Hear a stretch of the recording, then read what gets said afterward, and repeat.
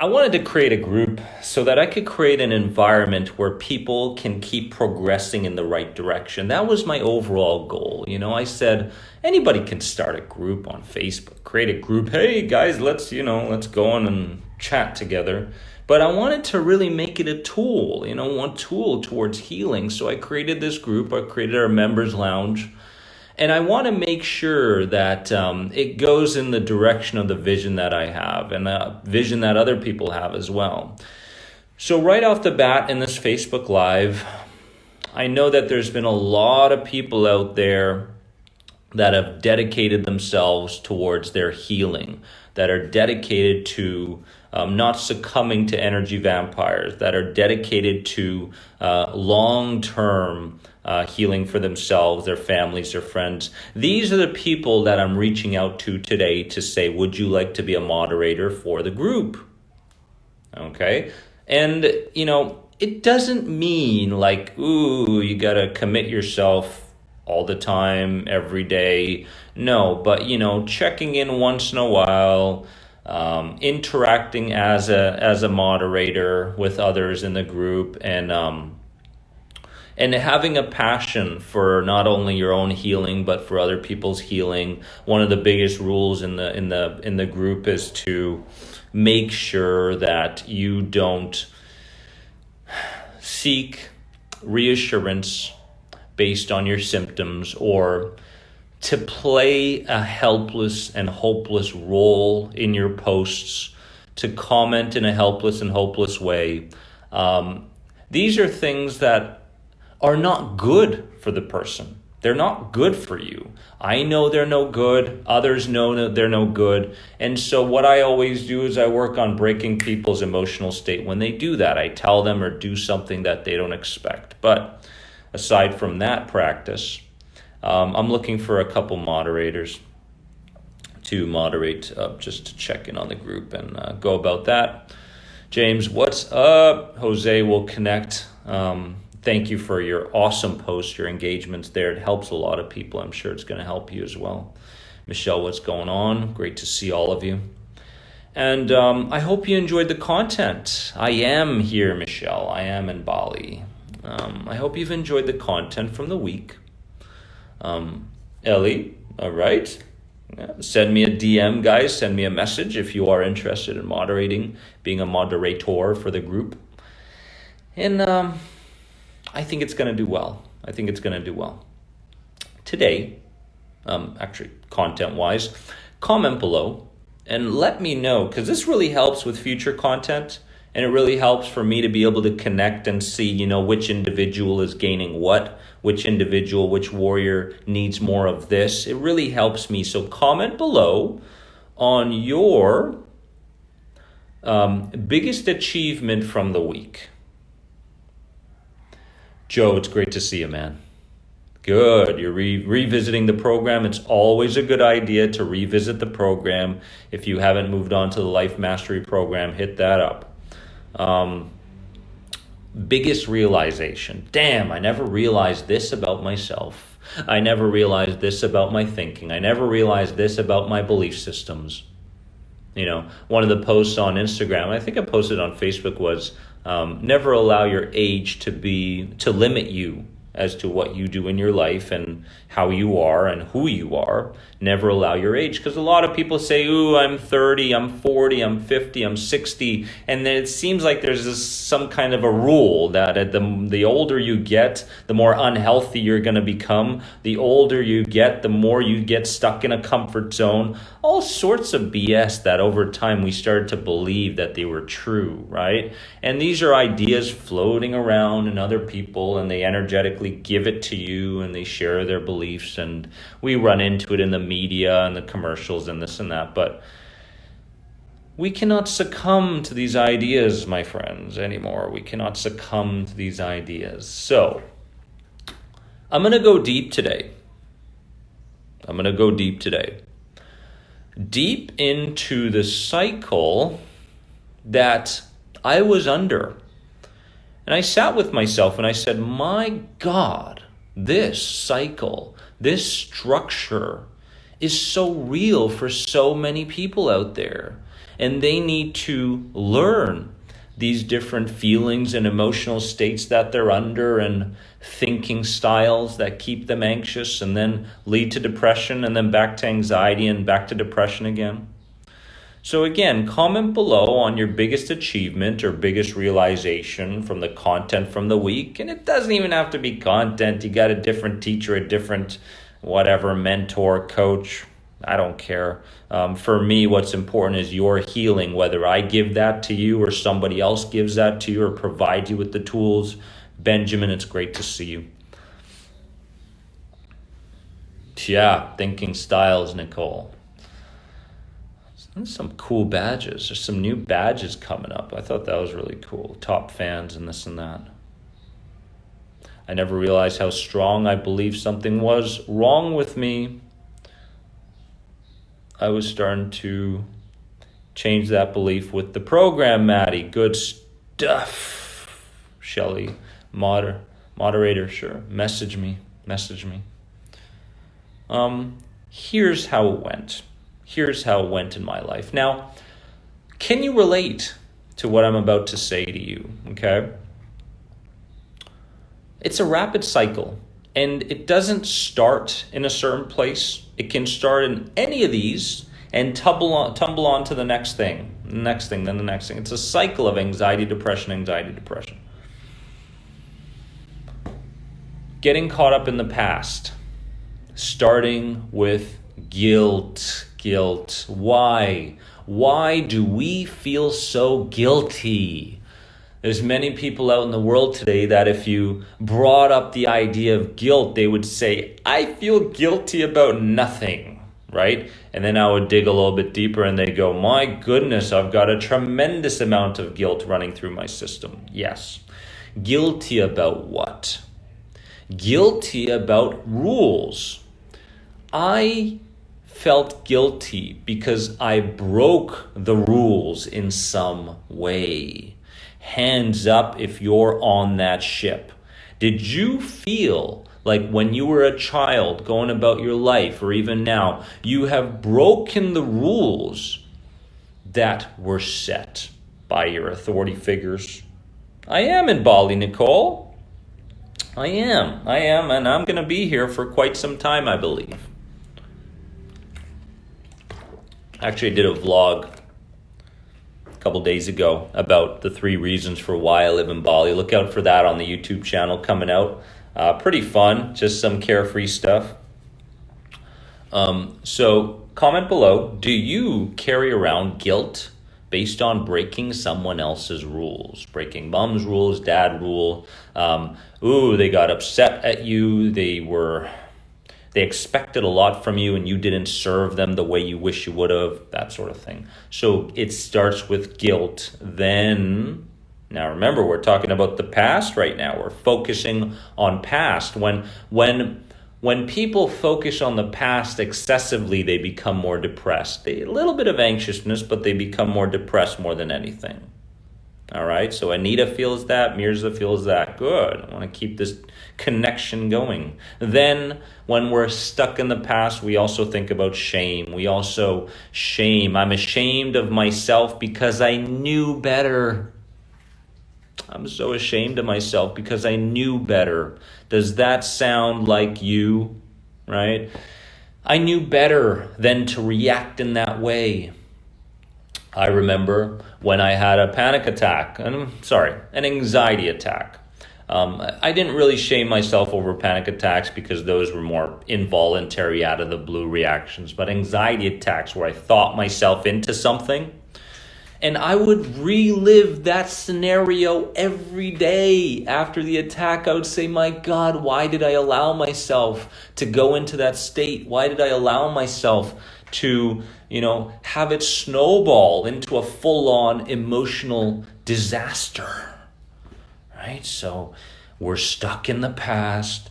We are shaming ourselves, right, over things that we know better, but weren't able to implement. So again, this is a part of the emotional bag that we carry around every single day. Now, when we're stuck in the past again, there is remorse. Comment below if you're experiencing remorse as my dog chews on something I'm not sure what she's chewing on. Remorse. I feel bad because of the consequences towards another person. Do you feel remorse? And so I really let my mom down. I really let my dad down. I really let other people down. They have suffered because of what I have done or haven't done in my past, and I am stuck in my past, and I'm feeling this remorse in the present moment, and many times, rarely, does the root reason for these emotions show up throughout the day, right? We feel guilty, we feel shameful, we feel remorse, we feel these things, and we are stuck in the past, but we rarely ever take the time to dig into why we feel this way. Why do I feel this way? And many people that believe that, that they do peel the onion and they say, I feel this way because, rarely is that the right answer. It goes way back. It goes way back. I'll give you a statistic, a personal statistic. Over 90% of the people that I do sessions with and work through my programs with have began the anxiety and depression and the distress snowball between the ages of 0 and 5. 0 and 5, right?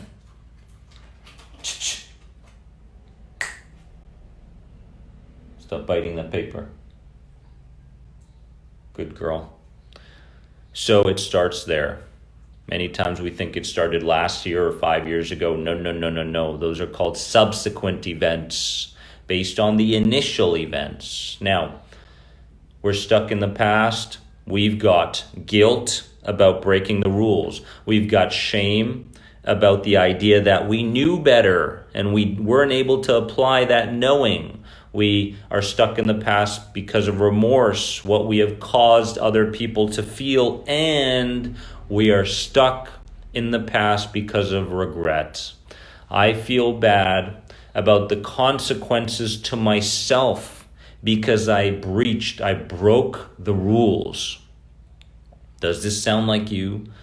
Regret. Regret is poison. Regret is heavy. Regret will show up in your physical body in some way because energy needs an outlet. Energy needs some kind of a discharging.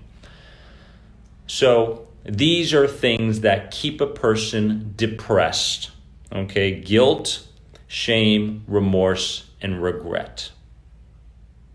We have to begin learning ways to be able to counter these feelings when they show up. And we have to begin not changing your past, because a lot of people come to me and say, Dennis, the staple of your teaching is based around emotional reframing, is it not? And I say, yes, for the most part, you could say that. Okay? But when we are reframing things, and I'm talking about reframing your past, the present, the future, a frame is an experience, is a situation. To reframe is to be able to see that situation differently at an unconscious, deep enough level so that change can actually show up. So we have to understand that we're not trying to change your future. We're trying to let your body know that we're not trying to change your past, but we're trying to let your body know that it's no longer stuck in the past. This is a concept that's very, very important. Your body doesn't know that the traumas are over. Your body believes that the traumas are continuous. You're still stuck in them. So what reframing does is it deactivates that freeze response that you're still under. That's why you see people highly sensitized all the time. Why? Right? If you could consciously take care of this thing, you probably would have by now. You really going to make that much noise? That's what I'm talking about. So These are important. These are important principles. Okay? We are trying to provide safety to the nervous system, to the body. We are trying to do this. Now, I'm going to go over this stuff, and then I'm going to give you something that you really need to take with you for the week. This is the most crucial thing. So give me a few minutes, I'm going to go there. Now, if your focus is turned on the future, you are experiencing anxiety, stress, and panic about not having access. Write this down. Understand this. You are experiencing anxiety, stress, and panic about not having access to a set of stable rules to follow. Stable rules, okay? So anxiety sufferers believe that they don't have things to follow. You'll notice, just listen to their words, right? I don't know where I'm going. All the time. You hear this all the time. I don't see a bright future in front of me. I'm constantly running around in a loop, in a cycle. I'm always bewildered. I'm always confused. This means that if we, as a tribe, as a group, if we can create some structure, a system for people out there that they can begin following, then what's going to happen is they're going to feel like they're not lost anymore in anxiety, stress, and panic. But you must begin to follow a set of strict rules for yourself that you can follow each and every day that will help you to create the clarity. I made a video on YouTube about the ideal structure for anxiety sufferers each and every day, right? And that structure examines what you must do in the first 20 minutes of the day. Starts there. What is in your toolbox for healing? When I'm talking about toolbox for healing, I'm talking about ways to deal with certain situations throughout the day. Do you actually have a toolbox for healing as you're going through the day? Do you have a way to counter certain ideas, to flow towards neutral emotions, to act differently in certain situations, to imagine a different scenario? Do you have a toolbox for healing that says, hey, when this happens that I don't like, I do this? Do you have that? And then in the evening, do you have a way to bring yourself back down to the present moment? Do you have a way to reframe the past? I mean, this really is a structure. When you can have a structure and you follow it for even 1 week, let alone a week, 1 day, people start to feel like they're moving in the right direction. But the biggest problem with anxiety is that worry has become so habitual that when people start to go in a good direction, they get scared. Let that sink in for a second. They get scared when good things happen to them. Jason, you admitted it, buddy. You admitted it. The people that no longer manage and cope anxiety are the ones that have had structure. They wake up in the morning and they do the same thing every morning that they know is going to move them in a good direction. They have a toolbox for healing, and in the evening they do something different, okay, that keeps them in the right direction. So if you're always focused about the future, you don't have access to a set structure, a bunch of rules that you follow each day that moves you forward, period. Right? Now you'll notice that guilt, shame, remorse, and regret flows and leads towards focus over the future. Just flows into it. It flows into anxiety, stress, and panic. But what does anxiety, stress, and panic flow towards? Where does this go? Right? This was my regular cycle throughout my suffering days.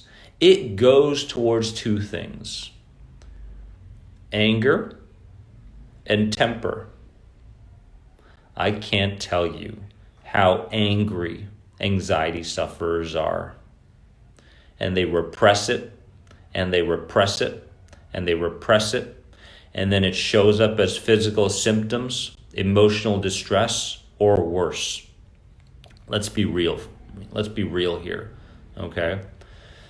Anger and temper. If you and people that live in the now are experiencing anger and temper, people that live in the future are experiencing anxiety, stress, and panic. People that live in the past are experiencing guilt, shame, remorse, and regret. Do we understand this? Where are you living most of your day is the best question here. Yeah, Ashley's been following a set routine, and the transformation is beautiful. Jason, you're admitting it. That is a very unique name. Akaya. I got it, didn't I? Akaya. Very angry. All right. We're going to get into the questions, Mirza. Keep it. Future Deb. So future Deb is anxiety, stress, and panic. Now, why do we feel angry? Why do we have this temper within us? Why is it that when we have a reason, a permission to release that anger, it shows up every single time? You notice? Even the littlest thing that shows up, you just burst into anger, or you're able to discharge some of that energy that's built up within you. We're dealing with emotions and energy, people. That's what we're dealing with. We experience anger and temper in the now because another person broke the rules. Right? Another person broke the rules. Many times it's because other people are not understanding of our anxiety, let's say. Right? So we have to understand, like, let's say you're driving in your car and you've got all this repressed anger and anxiety within you, and a person cuts you off, and it's not even that bad, but you're, God damn, what are you doing? Honk the horn, blah, blah, blah, whatever. And then you're like, a few moments go by and you feel a lot lighter, right? Okay. So you've waited for that moment, and the moment showed up and you took advantage of it and you released some of that anger, that anxiety, you discharge that energy. So we have to understand, okay? We have to understand that this is a rapid cycle that goes around and around and around and around, okay?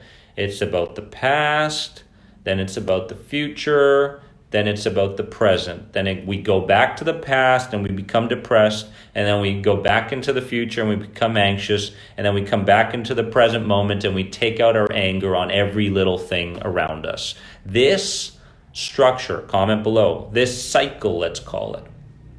This cycle is unconscious. It happens very, very quickly, and it happens hundreds, if not thousands of times throughout each and every day. All right.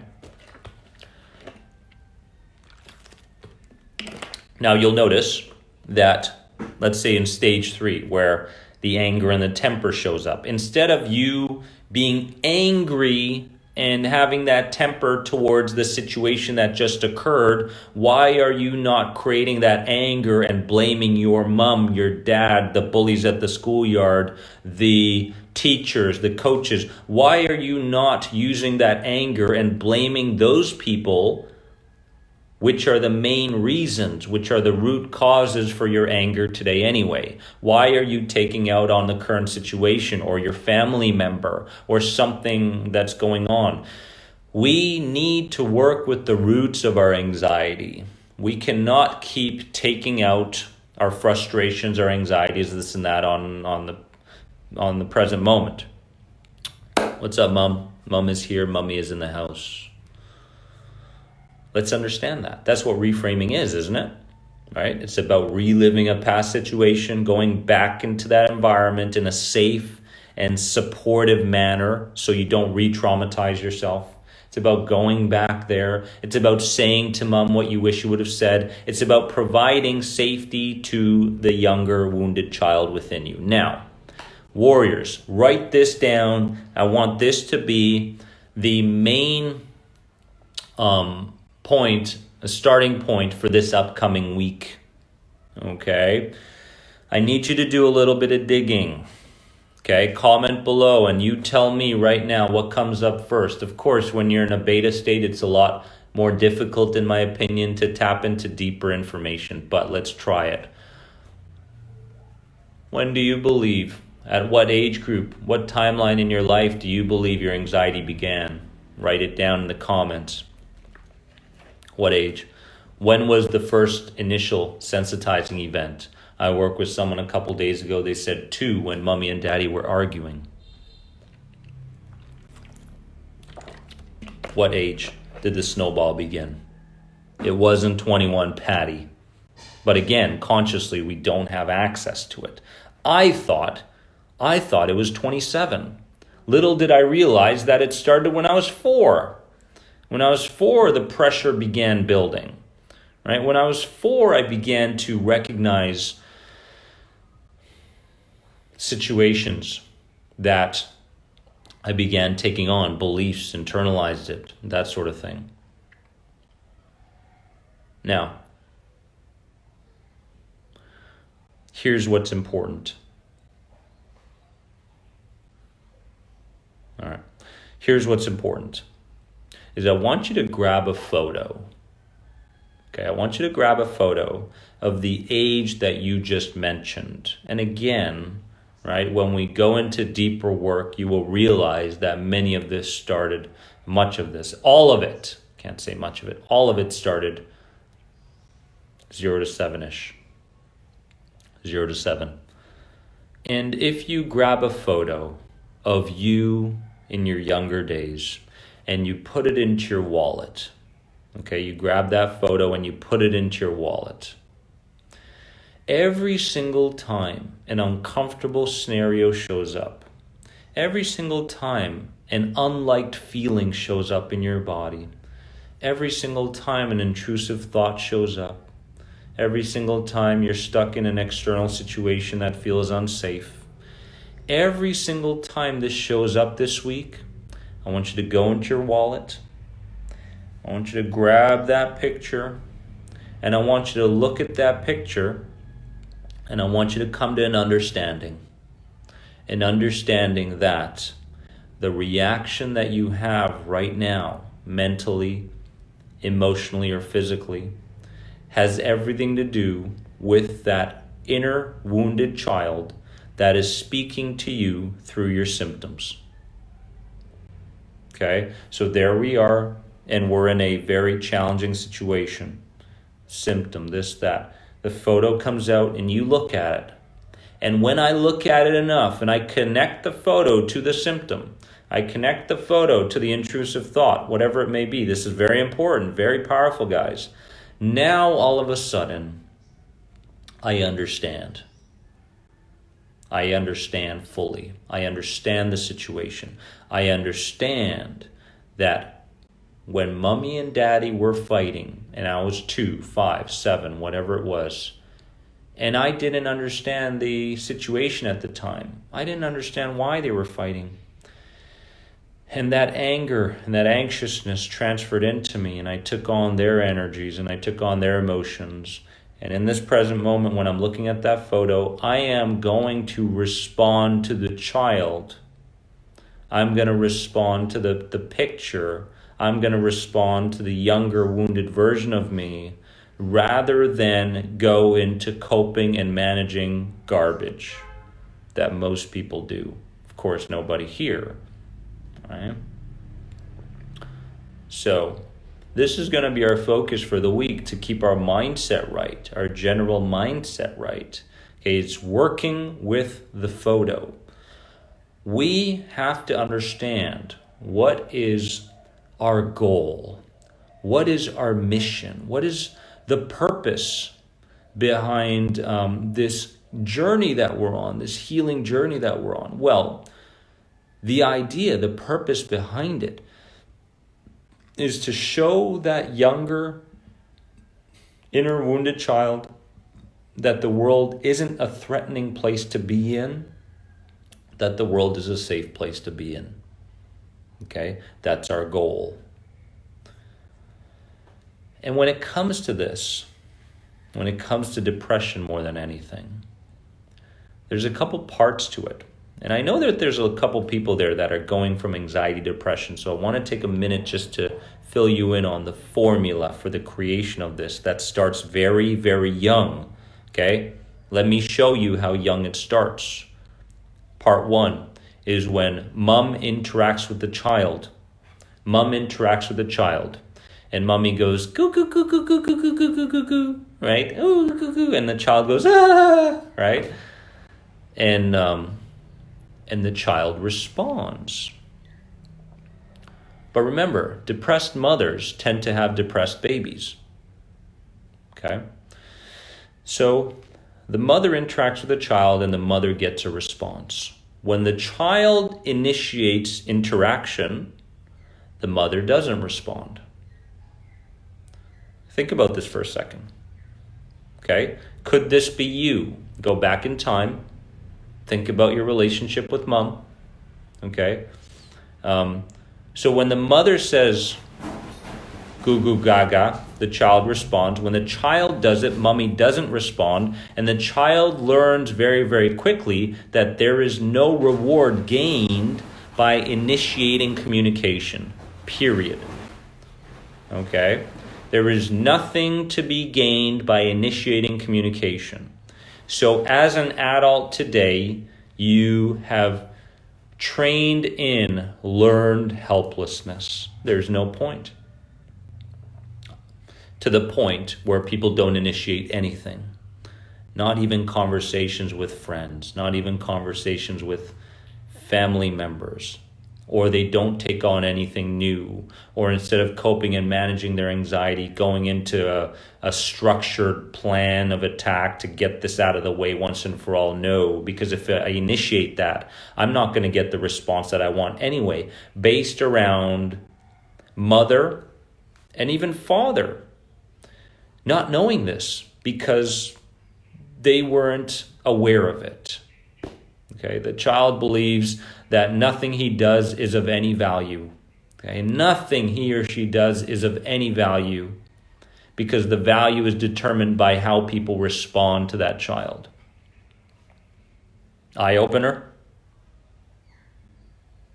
Okay. So we give up on life, pretty much. Okay, but you can see how early this stuff starts. You can see how early it starts. Jose's driving and listening. Awesome. Okay.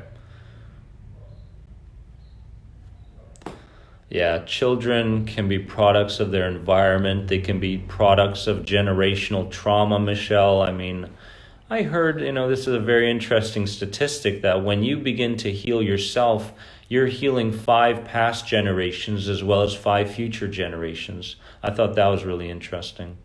So many different factors. But what we are finding out through epigenetics, through the works of people like Bruce Lipton, is that the genes play a very small role in a person's emotional state and belief systems, right? It has a lot more to do with other things than it does about genes and environment and programming, whether we know that program or we don't realize it's happening. All these things have tremendous power behind them to program someone into thinking something, to believing that something is true, right? I mentioned this early, and I'm just going to mention it again. If you're interested in being a moderator, and the group will grow month by month, interested in being a moderator in the new members lounge, Anxiety Guy members lounge, please send me a direct message. Let me know you're interested. And just keep it fun. If you want to stop doing it, just tell me. If you like to do it, do it. But, I'll find a way to reward you guys in some way. But I'm just looking for some people, since my time is limited. I won't be able to go in there and seek out the posts that don't provide long-term healing for everybody, or if people are getting in the way or commenting in a negative way, I need a couple of moderators. So let me know if you're interested.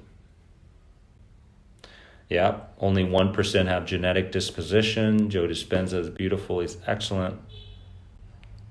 What would you do as a moderator? You would check out the posts. You would identify people that aren't following the rules of the group, which is related to, creating a loving environment, non-reassurance seekers. We don't want any of those. People that are stuck in a helpless victim state over and over again. There are many, many groups for those people. Okay. Our group is more based towards progress, outcome-based thinkers, desensitization. This is where we're going. Okay. So a couple things there, Patty. I'll explain it to you guys if you're interested, but again, you come and you go and check it out. So that's that. That's what I wanted to get off my chest today, and I did. Tinka's sleeping. Oh, she's up. Hello. You want to come say hi? You want to come say hi? Yeah, okay. All right. Come say hi. You look so sweet. And if I showed you guys her bed, you would literally laugh at me because it's one of those beanbag chairs. She loves the beanbag chairs. You've only been in the family for what? A month? Any dog lovers out there?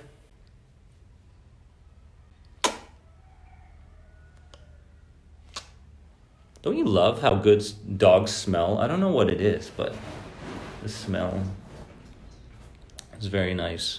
It's time for some questions. The waterfall was, Patty, it was literally like a surreal experience. Like, I don't know if you guys checked it out on Instagram yet, on the stories and the main post there, but it was surreal. I'm standing there and I've got all this green around me, and green is my physical healing color. And in that moment, I felt like, holy smokes, did a part of my body actually, or did a part of me actually leave my body? Did something like that happen? I had a really surreal experience there as I just sat with myself and kind of meditated on everything around me in that moment. That was really cool. So we checked out the waterfalls, we checked out the rice fields, and the volcano. That was amazing. And someone followed me down about 2 blocks. Like, this lady was relentless. She had to sell me something. I was polite, I was patient. I'm sorry, I can't, And then in the end, I got 2 bracelets here, and this is my stamp for the waterfall. But these are what they call tiger stones, are they called? Something like that. But I thought they were really cool, so I picked those up. I cry out of happiness, Jose, probably every second or third day. Yes, I go there. Often. I used to cry out of victimness. Now I cry out of happiness. So if there's anybody out there looking to get some questions answered, let us do it now.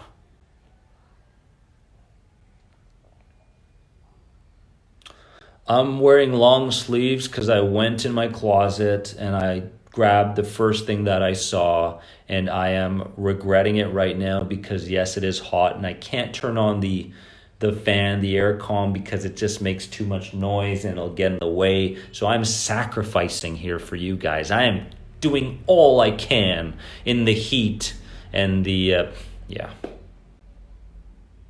I like to keep it simple. I wear very similar things day after day. You'll see that, right? I don't like spending a whole lot of energy and my inner resources on what to wear and what to eat and this and that. It's pretty much all programmed, those sorts of things. And then I have a whole lot more energy to spend on other things that are a lot more important.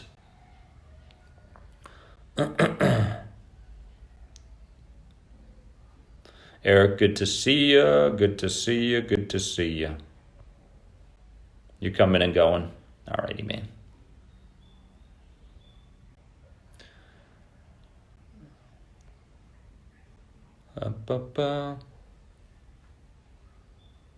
You're getting ignored, Patty. important people in your life, they're ignoring you, who should never have done it. How do I not expect to be ignored? Fully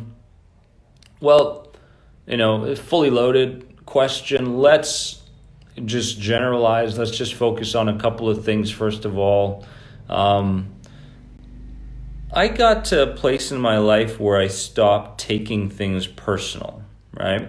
It wasn't even, it was someone being critical or someone ignoring me or someone not providing me with the thing that I wanted, not what I needed, but what I wanted. So I got to that place where I stopped really expecting things, at least in that way. And as far as, being ignored, one of the best things that, I started to do was and I did a podcast on this a couple of weeks ago, where I began to place myself consistently through the perceptions of other people. And I realized that a lot of people out there are going through similar or worse situations than I was. And instead of because what a lot of people do is they feel something and they believe that the feeling is the truth. They believe that the feeling is reality. They believe they need to act on the feeling. They believe they need to think in line with the feeling. This is the farthest thing from the truth. The feeling is related to some kind of a threat that has arisen in that situation, a threat to your reputation, a threat to your life, some kind of a threat. That's why the feeling shows up. And the feeling is just there asking you a question, saying, are you sure that this situation is safe to be in? Right?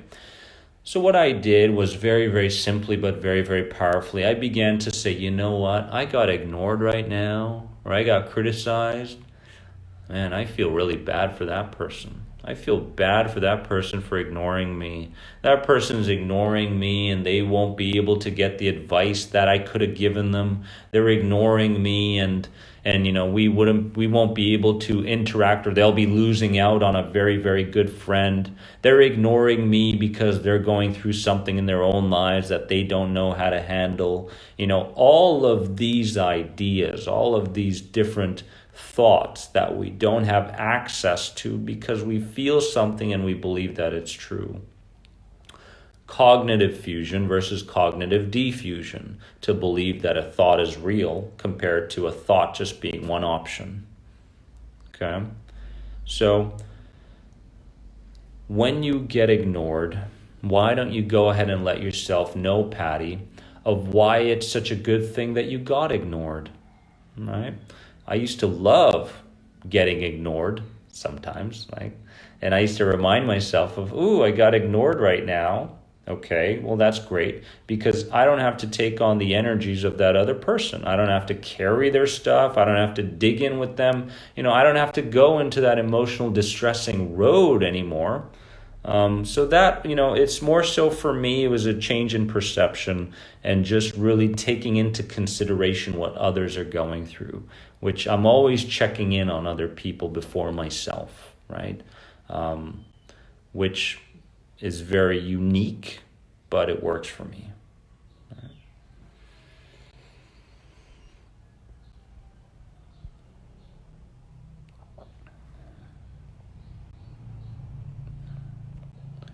Cheryl, can past trauma be caused by someone other than parents? Absolutely. Just realized I was petrified of my second grade teacher. Yes, and would run away from school. That would have had me be 6 years old. To this day, I avoid conflict. Look what Cheryl has to reframe. Okay, so that's a memory that's living out in the present time, I believe, right now. No conflict. Anybody that reminds you, maybe the same hairdo, same color of dress, whatever it is, of your old teacher, gets you into an icky feeling. It's very, very possible, right? So we know that Cheryl has to do some reframing work. Firstly, to understand what reframing is and what is it good for. I've got a couple videos of that on YouTube. Send me a message, I'll send you those. And then once we understand the concept behind reframing, we can go into these memories in a very safe and secure manner, and we can begin to shift them. And there's so much evidence that cleaning up your past is really going to make a lasting difference in the present and the future for you. And this is very important work. And it's work that a lot of people don't understand. But people like Stephen Parkhill, who used to cure incredible amounts of cancer patients who had weeks to live, Brent Bohms, these sorts of guys, Dr. Sarno, Body Keeps the Score, Bessel van der Kolk, all these guys talk about reframing. So, Cheryl, it doesn't have to be parents, right? Let me give you an example. This comes from one of my mentors. One of my mentors had this pain in his ear, right? He had this pain in his ear as an adult.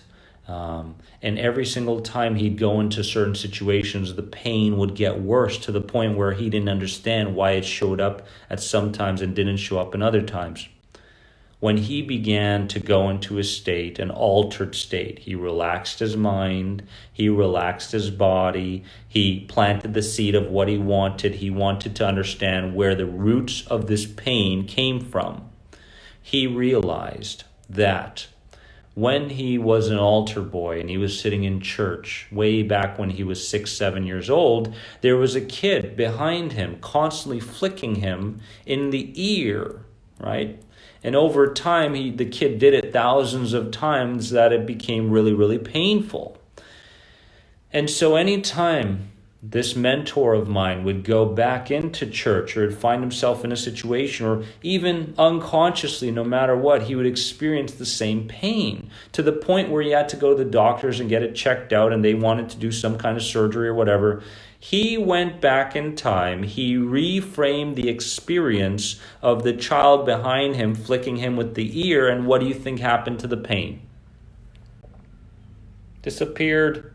Right? And he actually showed the ear where, you could tell that it was under a whole lot of pain and distress. And then once the pain went away, there was some scar tissue. So he let us, touch it and stuff. So it's important to understand that when we can, and to be very specific on how he reframed it, he began to take into consideration what his parents were filling him with as far as beliefs and ideas about the world and himself. He began to see a new perspective. He began to visualize him and the child playing together in the playground, which in fact happened multiple times, right? So he began to stop seeing the child as an enemy, and instead of fear, he replaced fear with love. And next thing you know, the experience, right? The experience that he had with his ear subsided and went away. These are what we call everyday occurrences, but you're not going to hear about them in the news.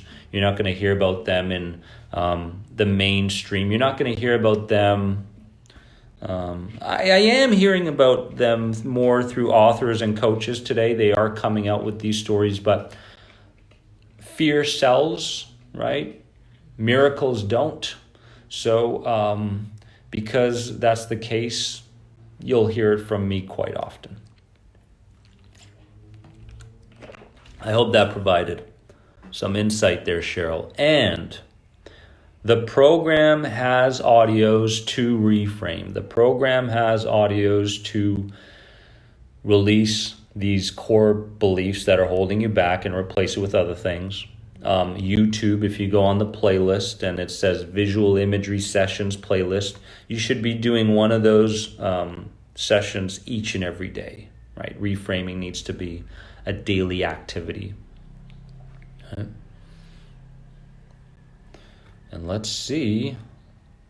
Yeah, Anita, totally wow. Remarkable stuff. Welcome, Sonia. You're going to find tons of good people and good information here. I wish some people would ignore me, Ray says. Being ignored is not necessarily bad. There's the perspective that helps us. I've lost my sense of self. Akaya, we're slowly getting that back. Give it some time, right? Does anybody have any other questions for me?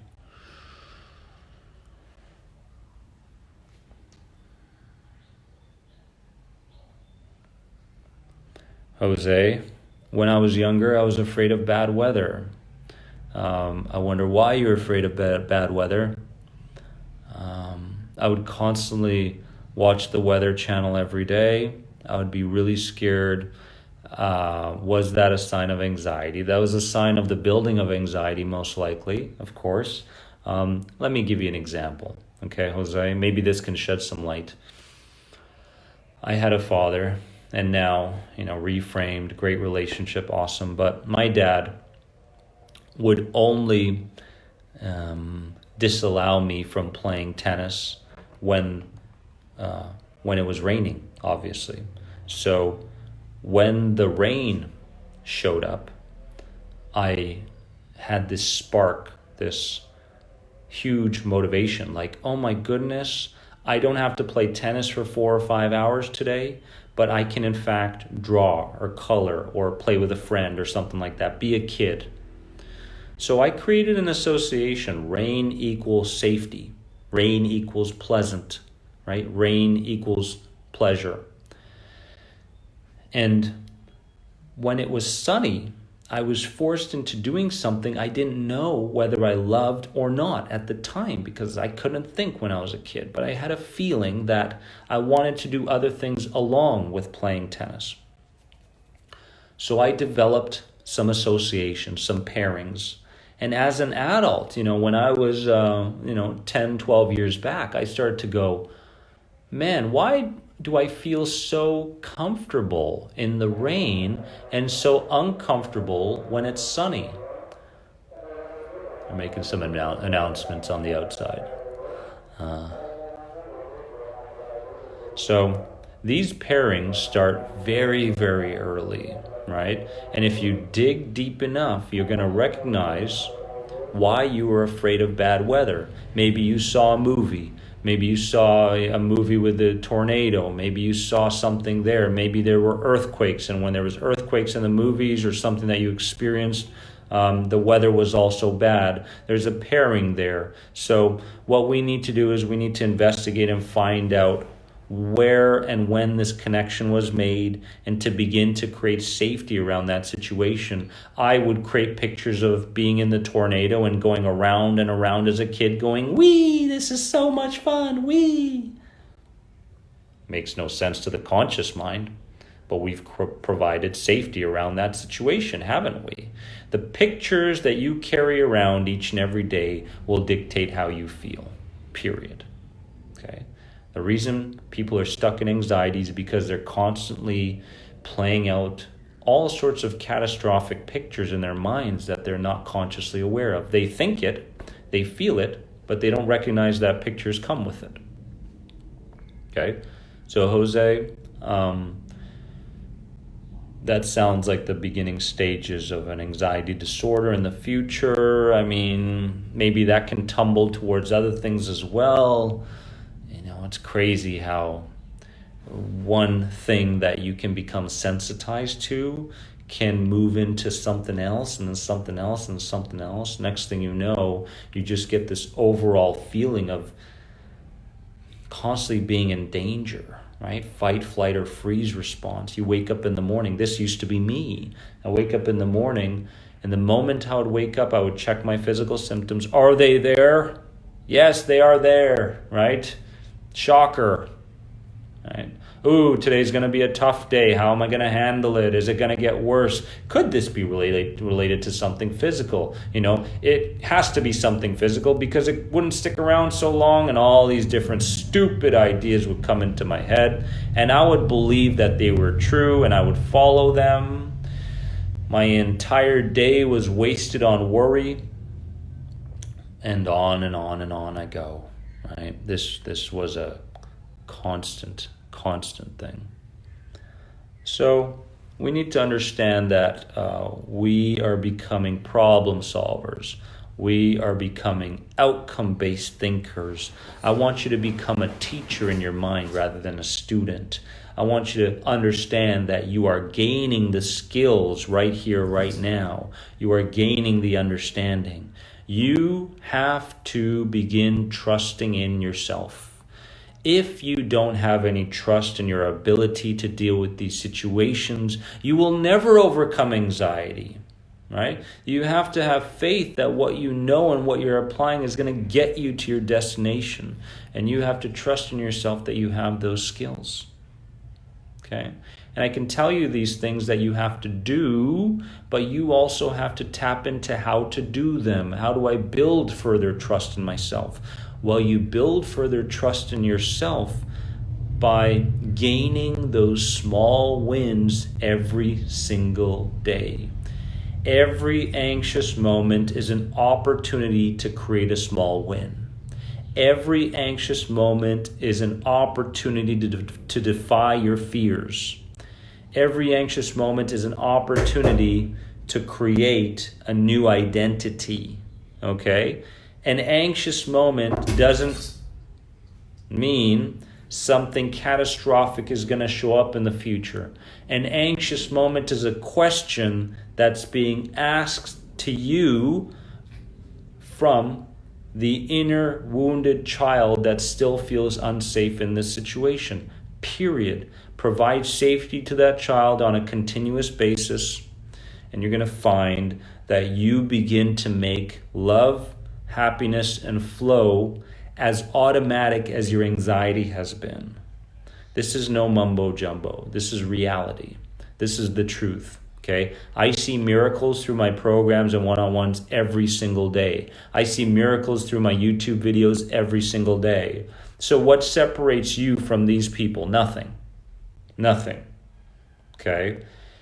What you're going through isn't much, much worse or worse than what the next person's going through. The severity of it, the length of it. Although in your mind you may believe that it's catastrophic and you've suffered too long to create any change in your life, that is all garbage. All right? Understand that. So I want you all to know that today's message is very, very important. If you gain something from this Facebook Live, please comment below and let me know. And hit the like button, hit the love button, because if we don't have love for each other, we are not going to be able to tap in to perceiving these difficult situations differently. We have to begin lifting each other up, and we have to begin supporting each other in a way that works. Right? Awesome. Awesome. You guys are fantastic. You should be so proud of yourself. I'm so proud of you guys. You should be so proud of yourself for taking on this journey with me. If you believe that this might help a friend, family member, share it. Share it on your Facebook profile. They'll get something from it.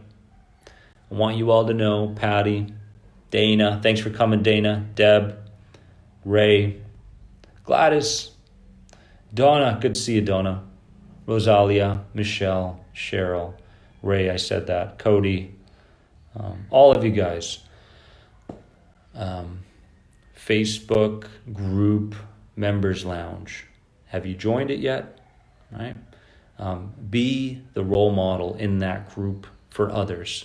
Let other people know when they're becoming too helpless. Provide the advices, the tips that you have within you, right? Be a part of this and really trust in your ability to provide good advice for other people as well. That's what that group is for. And enjoy your day. What else is there to say? Boom, right? Enjoy your day because you deserve it, and you are more than anxiety. You are always more than anxiety.